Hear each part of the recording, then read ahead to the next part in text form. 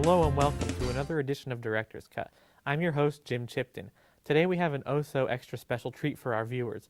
With us is a young filmmaker who in the past decade has managed to rival greats such as Dave Lynch, Guy Maddin, and Paul Thomas Anderson. No stranger to the independent film circuit, you've probably heard of his most recent appearances at South by Southwest and the Cannes Film Festival, both of which he was forcibly removed from after harassing Alec Baldwin. He won't return my calls. Please welcome my guest for tonight's program, Lars Baston. Hi, yes, exactly, hello. We're here to discuss your work, specifically your most recent picture, Higher Education, an Ontological Experience. Yes. This will be one for the yearbooks. I think you mean history books. History books, yearbooks, phone books, probably some police logs too. I'm not sure, but I've got a flight to catch to Nicaragua after this, so can we just stick to the form here, okay? Okay, then what can you tell us about your most recent piece? Little. Very little. Legally, very little. But it captures the exact essence of what I was contemplating. The accurate vivacity of the contemporary scholar. That sounds mesmerizing. Now, I understand you've brought some exclusive clips to share with us before the official release of the film. Well, we haven't quite lined up a distributor yet, so if worse comes to worse, I'll be screening it myself in the parking lot of an abandoned Kmart. There's a lot of space to work with, and believe me, in 2 years, everyone will be showing there. That's intriguing. Now, let's take a look at the first clip. Could you tell us anything about it? Your guess is as good as mine.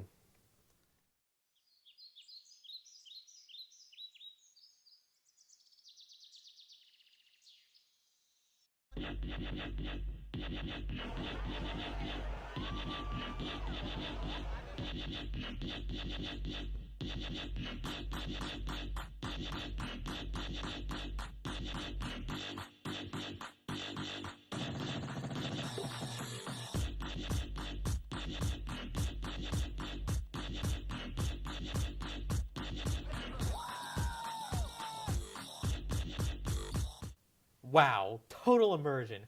That clip caught me completely off guard. I felt it from my nose all the way down to my toes. Good, we were aiming right for the crotch.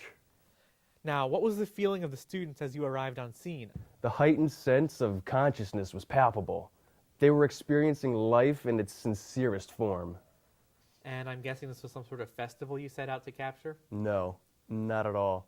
This is exactly what I experienced every single day of my college career. It's kind of like a beautifully terrifying haiku. Where have my pants gone? Whose puke is this? It tastes great.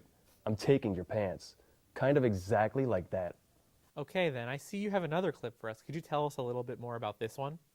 Oh, these two gorgeous women are dear, dear friends of mine. They're the bacon to my eggs, the chips to my dip. Anyway, this clip really brings the film together and exposes the vast nature of inner culture shown through the eyes of the younger generation. Dude, I feel like days like this, I just want to sit outside on campus with a thermos full of peach vodka and just go wild. I know, right? I'm going to do it. I'm going to have the best day. It's going to be the best day. The best day ever. Captivating.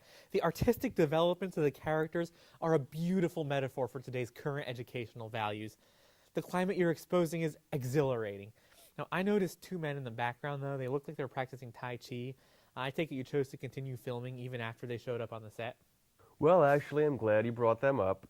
They were a deliberate choice on my part. You see, last summer when I was traveling through Nepal on holiday, I was stopped in my tracks by the feeling of genuine pulsations from their auras. These men have a sense of purity and righteousness that I feel all of my films can benefit from. Well, this interview has been absolutely fascinating. I know all of our viewers will be looking forward to seeing your film in theaters or a Kmart parking lot and picking up the DVDs when they come out and purchasing any and all merchandise involved with the release. I know I personally am going to be ordering my t-shirt as soon as I'm done with this interview. How dare you think I would sell my art or myself in such a cheap manner? Merchandising? Shameful! I carry myself with the dignity of 1,000 men and cannot tolerate this obscene assassination of my personal character and convictions. I demand you retract your statement, sir. I'm so sorry, that wasn't my intention. I love your art and your integrity. I'm basically groveling at your feet for forgiveness. It's fine, James. Get up, you spineless jellyfish. You could use the transformative powers of Tai Chi. Come to Nicaragua with me and train with my senseis.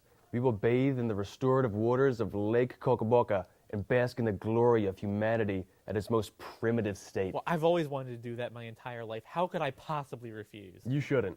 Well, I'd like to thank my guest Lars Baston for being with us today. I'll be back next time this month with another legend of the film industry, Transformers 2: Revenge of the Fallen director Michael Bay.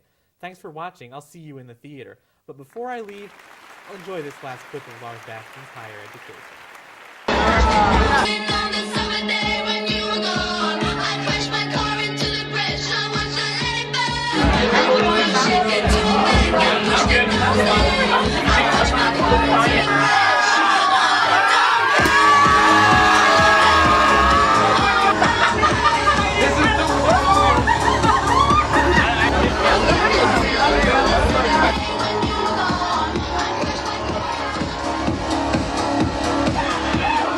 Different road, I'm in the Milky Way. You want me down on Earth, but I am up in space. You're so damn hard to please. We gotta kill this switch. You're from the 70s, but